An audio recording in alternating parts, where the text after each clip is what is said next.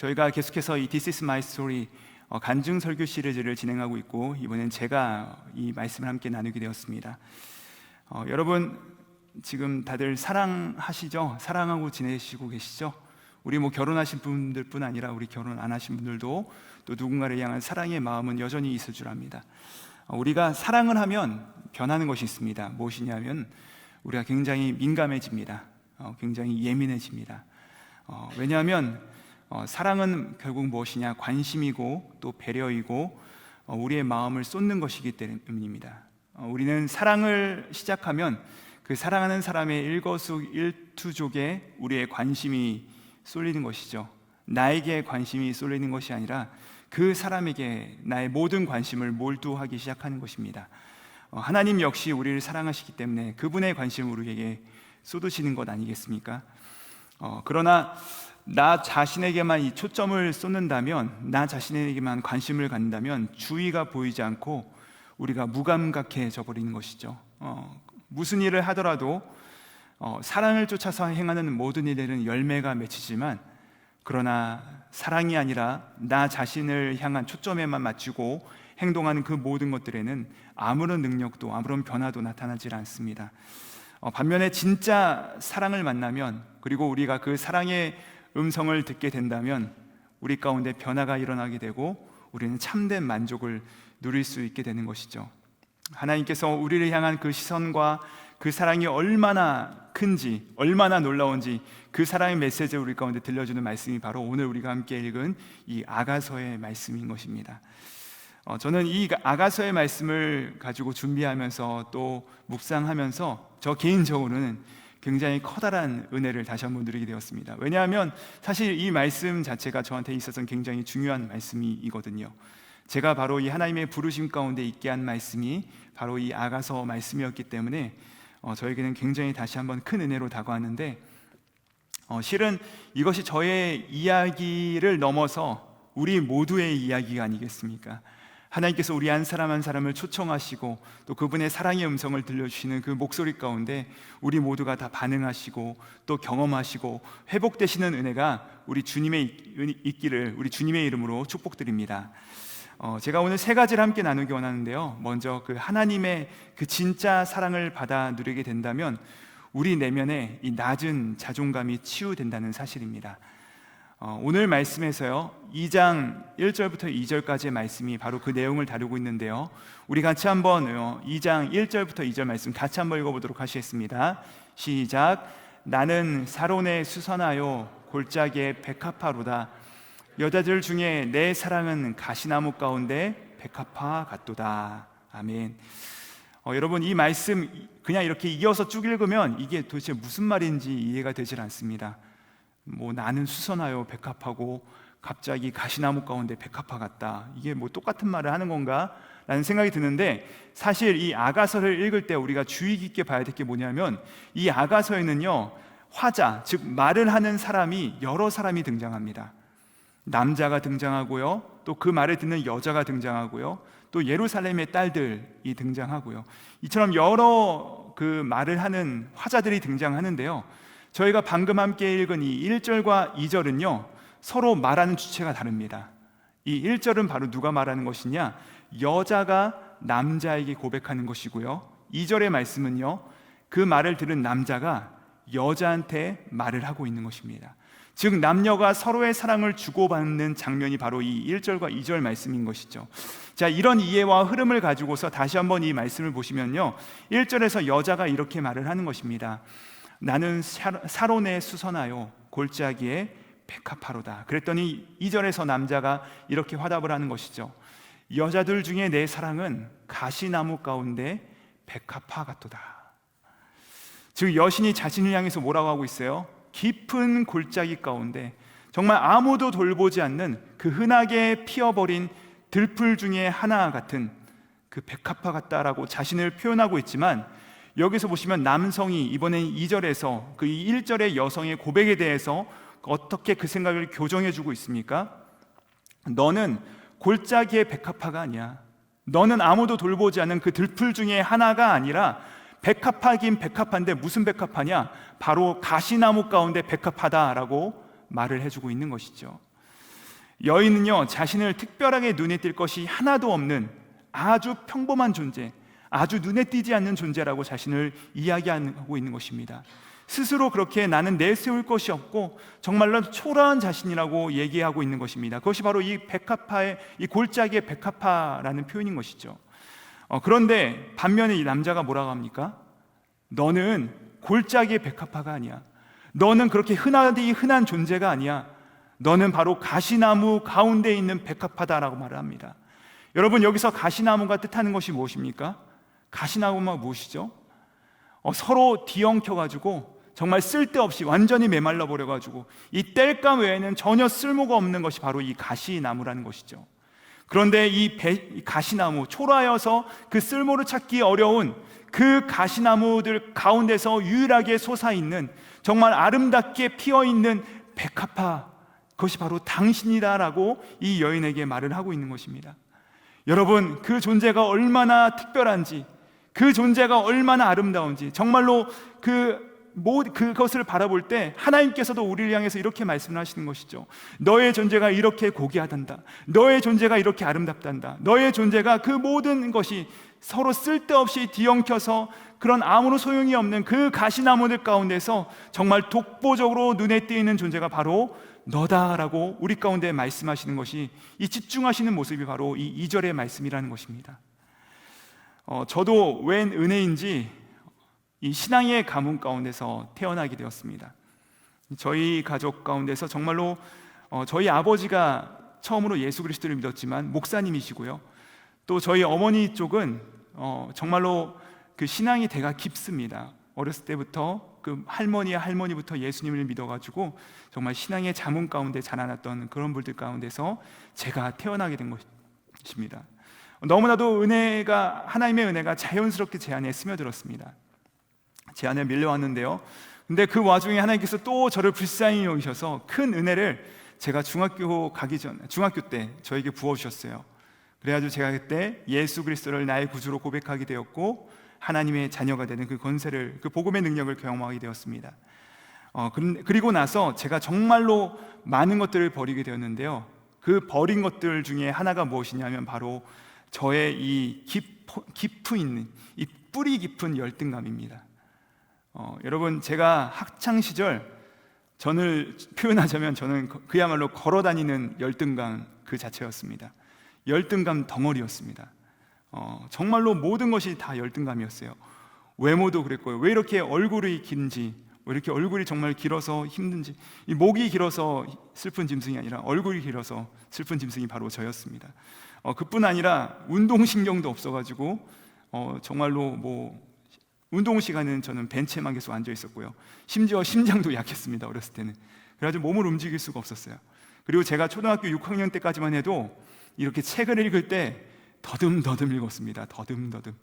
말이 술술 나오지 않고 더듬더듬 읽었던 사람이 바로 저였습니다. 그렇기 때문에 당연히 성격도 내성적이었고 어두웠고 참 암울했던 시절이 바로 저의 어린 시절이었던 것 같습니다. 그렇게 열등감으로 가득 차 있던 저였어요. 그런데 제가 지금 이 순간에 이렇게 성도인들 앞에 서서 하나님의 말씀을 대언할 수 있는 것 자체가 저는 정말로 상상도 못했던 그 일이었던 것이죠. 저는 눈에 띄지 않는, 정말 하나도 보잘것이 없는 그 골짜기, 정말 깊숙이 있는 골짜기의 백합화 같은 존재였습니다.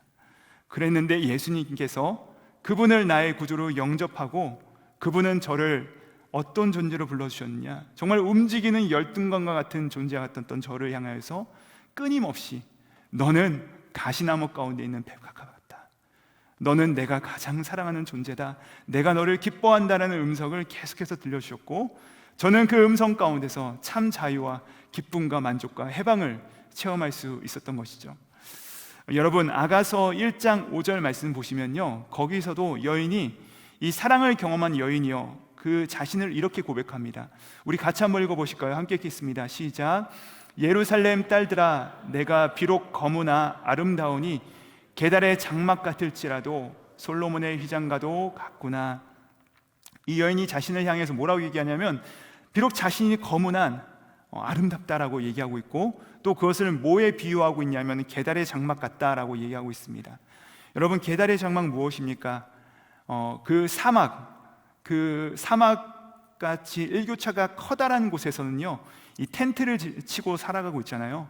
근데 밤에는 춥고 낮에는 뜨겁기 때문에 그것을 덮기 위해서 이 보온의 기능과 그 열을 차단하는 기능만을 생각한 아주 거칠고 거친 이 가죽이 무엇이냐? 이게 바로 게달의 장막인 것입니다. 정말로 이 볼품도 없어서 색깔도 칙칙하죠. 결코 좋은 소재가 아닌 것입니다. 그런데 이 여인이요, 자신의 외모를 향해서 뭐라고 표현하고 있냐면 자신이 이 게달의 장막 같다고 하는데, 곧 이어서 자신을 무엇이라고 표현하고 있습니까? 내가 게달의 장막 같을지라도 솔로몬의 휘장 같구나. 여러분, 게달의 장막과 비교되는 이 솔로몬의 희작은 어떤 것입니까? 이 게달의 장막과는 비교도 할 수 없는 것이죠. 왕의 궁전에서 사용하는 것입니다. 너무나도 귀중한 재료와 정말 형형색색의 아름다운 장인들의 솜씨로 밝게 염색되어져 나온 이 놀라운 짜여진 작품인 것이죠. 그리고 여러분, 더 중요한 것이 무엇이냐면은 여기서 이 솔로몬의 휘장이 들어져 있다라고 하는데, 이 솔로몬의 휘장이 드려진 바로 그 너머를 가면 거기에 누가 자정해 계십니까? 하나님께서 자정해 계신 곳이 아니겠습니까? 하나님께서 계신 곳입니다. 바로 내가 하나님께로 나아가는 통로와도 같구나라고 자신을 묘사하고 있는 아름다운 표현이죠. 즉, 이 솔로몬의 휘장은요, 그의 외적인 모습, 그것을 넘어서 자신의 내면 역시도 아름다움을 이야기하고 있는 것입니다. 사람들로 하여금 이 하나님의 존재를 드러내는 존재가 되었다라는 것을 이야기하고 있는 것이죠. 여러분, 이 담대함을 보십시오. 이 당당함을 보십시오. 대단하지 않습니까? 조금 검으면 어떠냐는 것입니다. 내가 조금 어둡지만 나는 게달의 장막 같지만 솔로몬의 휘장 같다. 내가 이렇게 아름답다라고 얘기하는 것입니다. 사실 이 솔로몬의 휘장과도 같이 그 열고 들어가면 그 안에는 더 아름다우신 보배와 같은 예수 그리스도를 품고 있는 존재가 바로 우리들 아니겠습니까? 우리가 바로 이 솔로몬의 휘장과 같은, 너는 바로 솔로몬의 휘장과 같구나 라고 하시는 그 고백을 듣는 사람이 바로 우리 한 사람 한 사람들이라는 것입니다. 이전에는 게달의 장막과 같았습니다. 이전에는 검었습니다. 우리 가운데 볼품이 없었습니다. 하나님께서 그러나 그런 우리를 아름답다, 예쁘다, 우리는 비록 게달의 장막 같지만 너는 솔로몬의 휘장이야 라고 말씀하시며 불러주신 그 변화를 체험한 자들이 바로 우리들이라는 것이죠. 물론 여전히 사탄은 여러 가지 모양으로 우리를 정죄합니다. 저에게도 여전히 마찬가지로 다가옵니다. 목회자가 되었지만 여전히 저에게도 저를 단죄하고 넘어뜨리려고 하는 이 수많은 공격들을 제가 체험하곤 합니다. 너는 이 골짜기에 핀 이 잡초와도 같아. 너는 정말로 저 거칠고 보잘것없는 게달의 장막이다. 너는 어둡다. 너는 아무런 쓸모가 없다라고 저의 정체성을 흔들려고 합니다. 그럴 때마다 우리가 어떤 사랑을 경험했는지를 기억하는 것이 너무나도 중요하다는 것입니다. 저는 그럴 때마다 이 로마서의 말씀을 붙듭니다. 로마서 5장 6절과 8절 말씀인데요, 우리 같이 한번 읽어보도록 하시겠습니다. 함께 읽습니다. 시작. 우리가 아직 연약할 때에 기약대로 그리스도께서 경건하지 않은 자를 위하여 죽으셨도다. 우리가 아직 죄인 되었을 때에 그리스도께서 우리를 위하여 죽으심으로 하나님께서 우리에 대한 자기의 사랑을 확증하셨느니라. 아멘. 아멘. 비록 나는 검지만, 비록 나는 어둡지만, 나는 볼품 없지만, 비록 나는 내세울 것 하나 없는 정말로 저 흔해 빠진 들풀과 같지만, 거기에 하나도 같지만, 내가 비록 아직 추악할 때, 내가 가장 초라할 때 하나님께서 나를 어여삐 여기셔서, 하나님께서 나를 불쌍히 여기셔서, 하나님께서 나를 귀하게 여기셔서, 하나님께서 나를 사랑하셔서 나를 위하여 죽으심으로 나를 향한 그 당신의 사랑을 확인시켜 주신 그 놀라운 사랑을 받은 존재로 우리 모두가 다 바뀌게 됐다는 것이죠. 여러분, 그래서 복음은요, 우리의 이 열등감을, 우리의 이 낮은 자존감을, 우리의 이 정체성을 변화시키는 것입니다. 그 다음으로 그 사랑이 우리 가운데 무슨 일을 하십니까? 그 사랑이 우리를 안심시켜 주십니다. 우리 2장 4절 말씀 함께 읽어보도록 하시겠습니다. 2장 4절 말씀입니다. 함께 읽습니다. 시작. 그가 나를 인도하여 잔치집에 들어갔으니 그 사랑은 내 위에 깃발이로구나. 하나님의 사랑은 깃발이다 라고 얘기하고 있습니다. 깃발이다. 여러분, 전쟁 나가면 다들 깃발을 들고 있습니다. 근데 그 깃발이 표시하는 것이 무엇입니까? 그 깃발이 의미하는 것이 무엇이죠? 소속이죠. 내가 어디에 소속되어 있는가를 보여주시는 것이 바로 깃발이고, 그 깃발 밑으로 모인 자들은 동일한 소속 가운데 들어가는 것입니다. 그런데 그 사랑은 바로 깃발을 높이 드십니다. 제가, 여러분 얼굴 보시면 제가 어떻게 생겼어요? 잘생겼죠? 네, 감사합니다. 할렐루야, 복 받을지요. 네.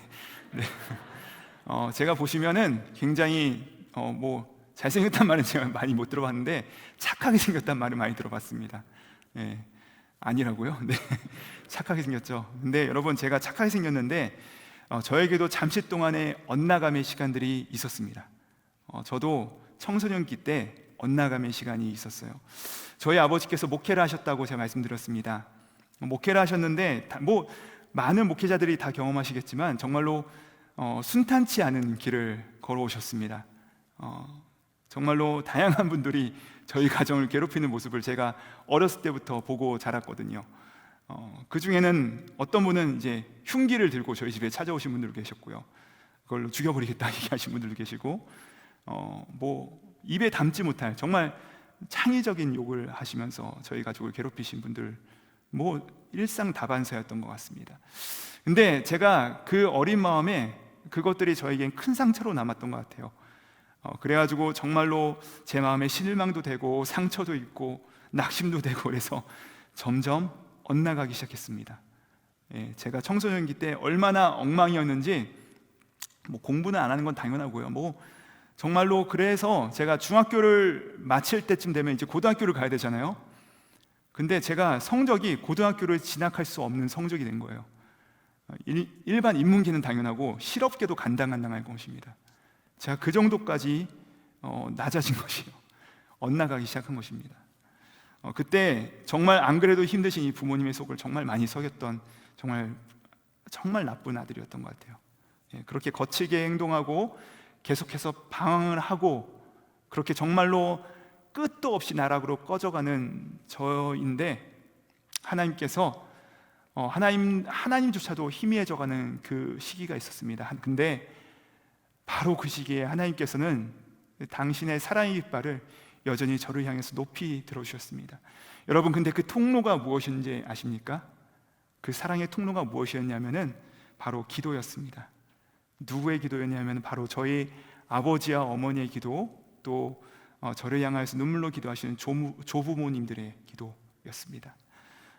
저 같으면 금방 포기할 것 같은데, 저를 위해서 매일 새벽마다 또 밤 늦게까지 저를 위해서 눈물로 기도하시고 간구하시는 그 기도를 통해서 저는 더 이상 사탄의 것이 아니요, 저는 더 이상 세상의 것이 아니요, 저는 더 이상 저 마귀의 것이 아니라 하나님의 깃발 아래 속하는 자라는 것을 다시 한번 깨닫게 하셨고, 그 눈물로 회개하며 돌아올 수 있도록 저의 길을 열어주셨던 것이죠.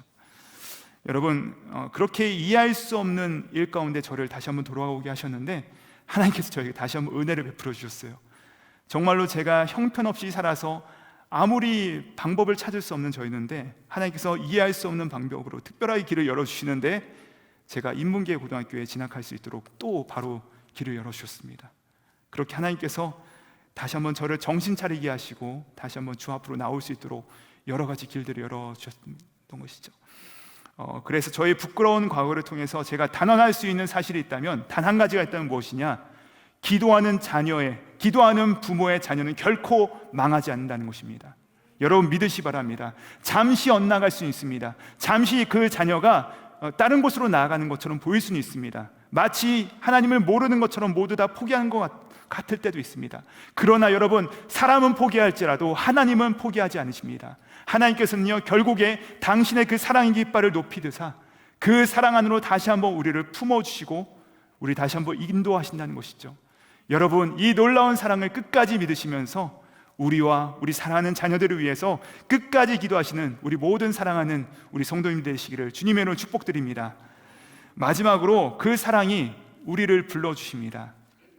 우리 10절 말씀인데요, 우리 10절 말씀 같이 한번 읽어보실까요? 함께 읽습니다. 시작. 나의 사랑하는 자가 내게 말하여 이르기를 나의 사랑 내 어여쁜 자야 일어나서 함께 가자. 여러분, 사랑은요, 우리를 초대하십니다. 사랑은 우리를 불러주십니다. 사랑은 우리를 향해서 나의 사랑, 나의 어여쁜 자야 불러주시면서 우리를 다시 한번 초대해 주시는 것이죠. 하나님의 은혜로 제가 정신 차리고 나서 이제 제가 열심히 공부했어요. 그때부터는 진짜 열심히 공부를 해서 제가 바라던 학교에도 들어가게 되었고, 대학교도 들어가게 되었고, 또 이제 진지하게 군대도 다녀오게 되어서 진지하게 앞날에 대해서 제가 고민하던 시절을 갖게 되었습니다. 이제 제가 경영학을 전공하고 있었는데 선배들한테 물어보니까 회계학도 같이 공부해야 된다 해가지고 제가 이제 복수 전공으로 경영학과 이 회계학을 동시에 전공을 하게 되었고, 또 그러면서 머리가 굉장히 나쁜데 하나님께서 은혜를 베풀어 주셔서 제가 이제 조기로 조금 더 일찍 졸업을 할 수 있게 되는 상황이 된 것이에요. 그래가지고 이제 한 학기 남은 것입니다. 한 학기 남았어요. 그래서 이제부터는 내가 회사도 취업을 해야 되니까 열심히 공부하고 또 여러 가지 경영대회도 나가고 이런 데 나가서 상도 좀 타가지고 좀 준비를 해야 되겠다. 이렇게 열심히 준비를 하고 있는데 어느 날 왜 하필이면 하나님께서 제 마음 가운데 왠지 목회로 부르시는 것 같은 기분이 들기 시작하는 거예요. 굉장히 기분이 나빴습니다. 기분이 좋지 않았어요. 나는 죽어도 저 길은 안 간다, 나는 절대 안 간다라고 했던 그 목회인데 하나님께서 왠지 저를 부르시는 것 같은 그런 마음의 부담감이 들기 시작한 것입니다. 한사코 거절하고 더욱더 이 취업을 위해서 더 매진했습니다. 그리고 더 열심히 준비했던 것 같아요. 그런데 하나님께서 제 마음에 계속되는 이 부담감을 주셨고, 당시 이제 경영대회를 나가기 위해서 제가 새벽까지 이제 저희 팀원들하고 같이 도서관에서 열심히 준비하고 또 나와서 제가 살았던 기숙사까지 이제 올라가는 길까지 한 10분 정도 걸려요. 근데 어느 날부터인가 하나님께서 제 마음속에 도무지 이길 수 없는 마음을 계속적으로 허락하시는 것이에요. 저는 계속 거절합니다. 하나님 아닙니다. 저 아닙니다. 제가 아니라 저랑 같이 저 신앙생활하는 저 형 보내세요. 저는 아닙니다. 근데 마음을 계속 부담이 되니까 하나님 좀 제발 좀 그만하세요. 저는 그런 사람 아닙니다. 하나님, 저는 당신이 보여주셨던 그 길 절대 갈 수 없습니다. 저는 못합니다. 근데 제 마음을 계속해서 괴롭히시는 거예요. 그때는 제가 맨날 울면서 기숙사로 올라갔습니다. 하나님, 저 좀 제발 살려주세요. 저 제발 놔둬주세요. 저 아닙니다. 막 이렇게 실험을 하면서 막 나가는데 이제 학기가 마무리되고 제가 당시에 이제 IVF라고 하는 그 선교 단체에서 훈련을 받고 있었어요. 제가 그래서 그때 하나님과 딜을 합니다. IVF에서 이제 수련회를 간다는 것이에요. 그럼 잘 됐다. 하나님, 이제 제가 5박 6일 동안에 이 수련회에 가게 되었습니다. 이 수련회에 참가하는데 제가 그 올라가는 차에서, 수련회를 가는 차 안에서 하나님과 딜을 했어요. 하나님, 제가 여기 올라가는데 제가 이제 금식하며 기도하겠습니다. 5박 6일 동안 금식하겠습니다. 하나님, 그리고 제가 정말 다른 거 기도 안 하고 하나님께서 저에게 저를 부르신다는 그 음성 확인하는 기도만 하겠습니다. 저를 부르신다면 하나님 저에게 음성으로 들려주십시오. 하나님 저에게 말씀으로 말씀해 주십시오. 음성 아니면 저 안 듣습니다. 느낌 아닙니다. 하나님, 음성으로 말씀해 주셔야 됩니다. 그거 아니면 저 이 길 안 갑니다 라고 하나님께 같이 딜을 하듯이 제가 하나님과 이렇게 얘기를 하고 제가 올라가게 된 것이죠. 근데 제가 믿었던 바가 있어요. 뭐냐면 여러분 IVF 인터버시티 펠로우십이라고 하는 이 IVF의 강점이 뭔지 아십니까? 여기에 주특기가 뭐냐면요, 귀납적 성경 연구예요. 여기는 기도를 많이 안 합니다. 여기는요 다른 거 많이 안 하고 성경 보고 말씀 공부하고 책 읽고 토론하고 이런 곳이 바로 이 IVF였거든요. 선교단체였습니다. 심지어 모토가 뭐였냐면 지금 바뀌었는데 당시에 지성사회의 복음화. 하나님의 음성이 비집고 들어올 틈이 없습니다. 여기는 제가 만약에 하나님의 음성 들으려면 예를 들어서 예수전도단이나 혹은 오살리 기도원 이런 데 올라가가지고 기도했으면 하나님께서 혹여나 음성으로 제게 말씀하실 것 같아서 제가 그런 데 안 가고 이 IVF 딱 선택해가지고 여기로 올라가게 된 것이죠. 딱 올라가가지고 정말로 하나님께서 꼭 음성으로 말씀해달라고 제가 막 떼쓰기 시작합니다. 자, 이제 수련회장에 도착해가지고 이제 프로그램들이 시작됩니다. 약 200명 정도 되는 학생들이 모여가지고 같이 막 같이 뜨겁게 찬양도 하고 성경 공부도 하고 교제도 하고 또 같이 말씀도 듣고 이렇게 하는데, 저녁에 말씀이 선포되고 이제 또 기도하는 시간이 딱 왔습니다. 근데 제 귀에는 다른 것이 하나도 안 들어왔어요. 저는 오로지 하나님과 그 기도해가지고 음성을 듣는 것만 집중하면서 이 자리에 왔거든요.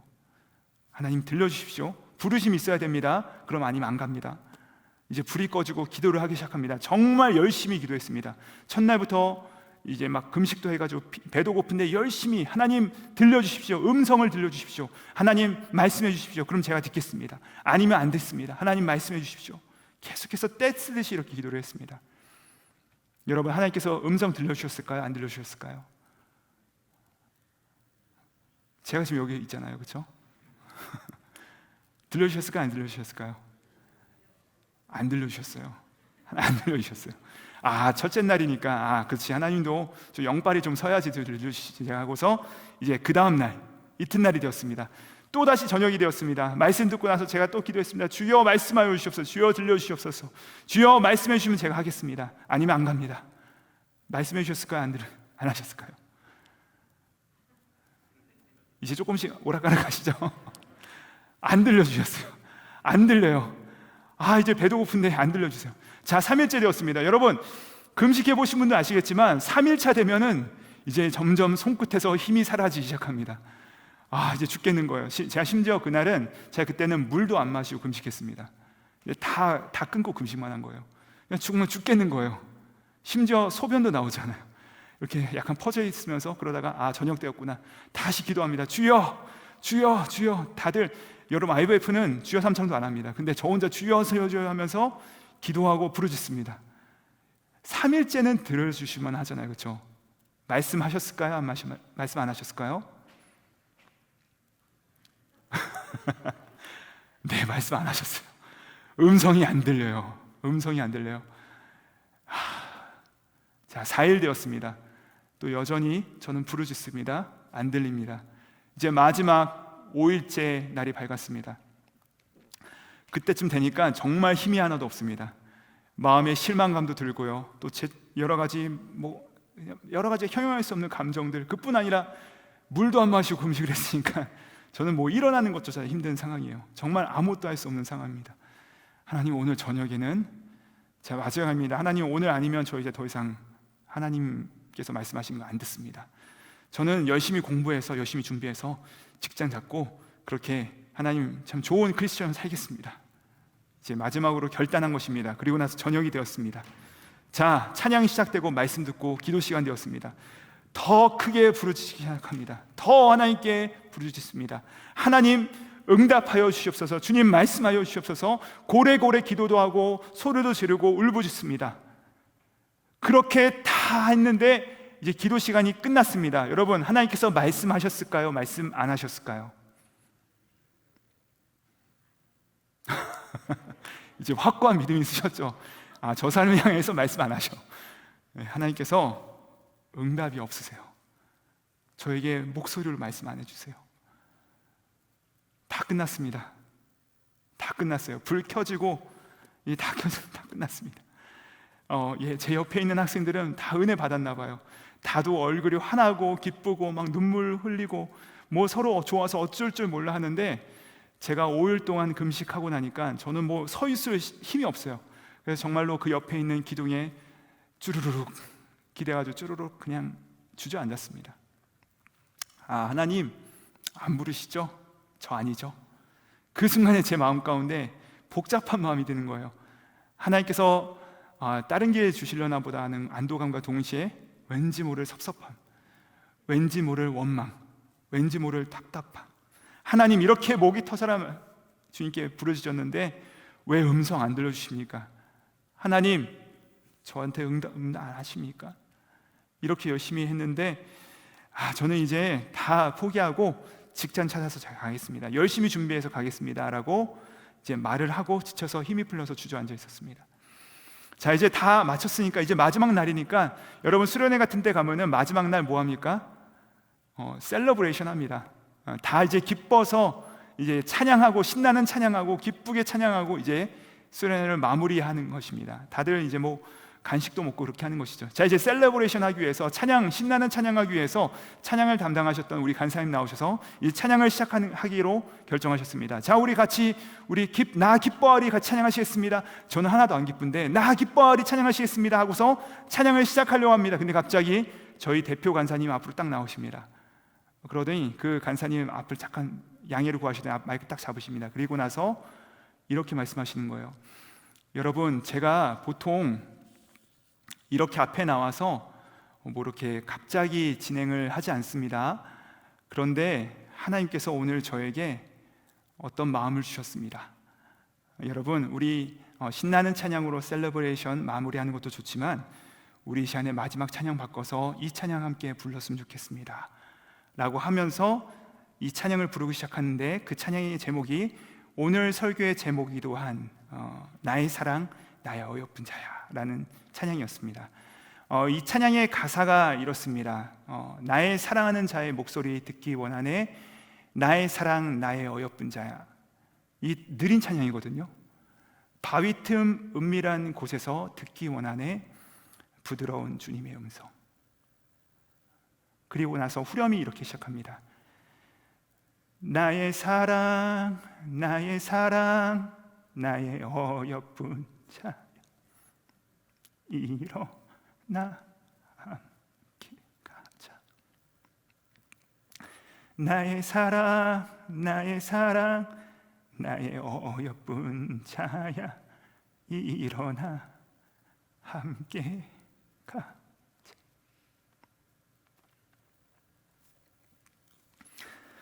그 찬양과 고백, 이 정말 열등감과 같았던, 덩어리와 같았던 이 저 자체였고, 또 한때는 이 하나님과는 전혀 상관없이 엇나간 길로 나갔던 저였고요.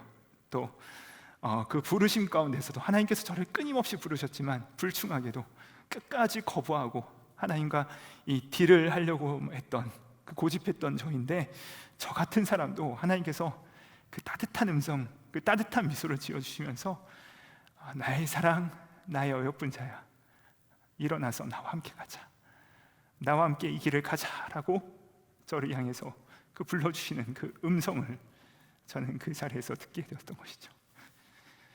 저는 정말 그때 제가 힘이 하나도 없거든요. 근데 그 자리에서 딱 일어나서 손 높이 들고 좀 엉엉 울면서 이 찬양 들고 5일 동안 금식해서 아무 힘이 없는데 정말 하나님께 감사밖에 할 수 없었던 그 기억이 있습니다. 지금도 이 소명의 길을 가다 보면 왜 저에게 낙심이 없겠습니까? 왜 좌절이 없겠습니까? 저의 자신감 없는 이 모습 가운데 왜 낭만이 없겠습니까? 그러나 저는 돌아갈 고향이 있습니다. 바로 이 하나님의 고백입니다. 나의 사랑 나의 어여쁜 자야, 일어나 함께 가자. 하나님께서 나를 사랑한다고, 어여쁜다고, 일어나서 함께 가자고 부르시는구나. 이 음성이 지금도 저에게는 들린다는 것이죠. 사랑하는 여러분, 하나님의 사랑은 결코 우리를 거절하지 않으십니다. 하나님의 사랑은 우리를 끊임없이 초대하십니다. 그리고 그 초대에는 용납이 있습니다. 그 초대에는 하나님의 포용함이 있고요, 포용함이 있고요, 또 거기에는 일으키심이 있습니다. 얼마나 따뜻한지 모릅니다. 여러분, 사랑하는 여러분, 여러분이 지금 계신 그 자리가 어떤 자리인지 모르겠지만 이러한 용납의 목소리가, 이런 포용의 목소리가, 이런 초대의 목소리가 따뜻하게 울려 퍼지시기를 우리 주님의 이름으로 축복드립니다. 동행의 초청이죠. 하나님께서, 그분께서는요 늘 우리와 함께 가기를 원하세요. 그분께서 늘 우리를 초대하세요. 내가 그분의 뜻과 다르게 지체할지라도, 그분은 내가 조금 질척거리지라도 나를 버려두지 아니하시고, 넌 알아서 해, 나 혼자 갈게라고 말씀하지 않으시고, 나의 사랑 나의 어여쁜 자야, 일어나서 나와 함께 가자라고 함께 동행해 주시는 분이 바로 이 주님이시라는 것이죠. 그리고 주님께서 은밀한 곳에서 우리를 지켜보고 계십니다. 아무도 안 계신 것 같은데 은밀한 곳에서 우리를 바라보고 계신다는 것이에요. 그리고 그 주님께서 우리에게 그 사랑스러운 얼굴을 보여주신다는 것입니다. 저는 이 자리에 계신 우리 모두가 그 사랑스러운 음성을 들으시고 날마다 그 아름다운 얼굴을 뵈시고 또 그분의 차고 넘치게 부어주시는 그 은혜로 말미암아 넉넉히 일어나 그분께서 초청하시는 나의 사랑 나의 어여쁜 자, 이 길을 함께 가자라고 부르시는 그 길 가운데 모두 다 전진해 나가시는 우리 사랑하는 KC교 모든 성도님들 되시기를 우리 구주 예수 그리스도 이름으로 축복드립니다. 기도하시겠습니다. 사랑하는 주님, 주님께 받은 차고 넘치는 사랑으로 우리는 부족하지 않습니다. 늘 탐욕과 세상의 권세가 우리를 목마르고 불안하게 하지만 나의 사랑, 나의 어여쁜 자야라고 우리의 참된 정체성을 회복시켜 주시는 그 음성 듣게 하시고 지치고 낙심되어 바위 틈새와 깊은 절망의 골짜기에 앉아있을 때에도 거기까지 찾아오사 일어나 함께 가자 하고 초청하시는 그 회복의 음성을 듣고 일어나 다시 한번 사명의 길로 나아가는 우리 모두 되게 하여 주시옵소서. 하나도 어여쁜 구석이 없는 우리를 어여쁘다 하시며 자신을 내어주신 예수 그리스도의 이름 받들어 기도드립니다. 아멘.